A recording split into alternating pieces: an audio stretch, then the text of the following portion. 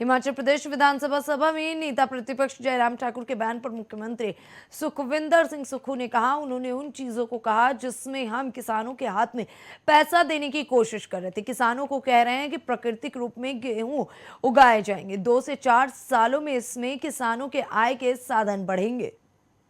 पर जो चर्चा चल रही है, आपकी फ्लैगशिप जो योजनाएं हैं उन पर सवाल उठा रहे हैं कि आप में बहुत कम पैसा और खर्चा है। नहीं, प्राकृतिक खेती पिछले वर्ष से स्टार्ट हुई तो 90 रुपये किलो के हिसाब से लोगों को भी पता लगा।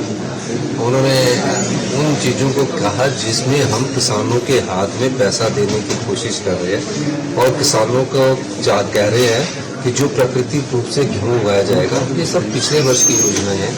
1 वर्ष बाद फसल आती है तो उतनी ही चीजें की जाएगी। तो निश्चित तौर पर इस जब व्यवस्था परिवर्तन इस क्षेत्र में कृषि के में होगा तो निश्चित रूप से आने वाले समय में 2, 4, 5 सालों में ये इससे आय के साधन किसानों के बढ़ेंगे। अब उन चीजों को कहना कि हिमकेयर में हमने 1000 करोड़ दिया, इनके समय कितना था? 350 करोड़ था। हमने सहारा में 202 करोड़ दिया। इनकी प्रोग्राम जो अच्छी योजना है उसमें पैसा तो हमारी सरकार ने दिया, गिना रहे थे कि हमने स्टार्ट की। इसी तरह हम जो हमारी योजनाएं अभी चली है इसका लाभ सीधा किसानों को हो रहा है, इसका फायदा उनको होगा।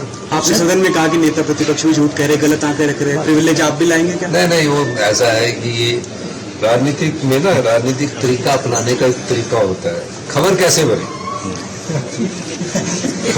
बने तो आंकड़े तो मेरे गलत रखे। हमारे समय में 40 करोड़ गया, वो भी उन्होंने आपके सामने रखा। फिर ये भी बोले कि मैं तो मुख्यमंत्री हूँ, मैं जानता हूँ कि ऐसे कोई पुलिस वाला नहीं आ सकता, वो भी उन्होंने गलत कहा।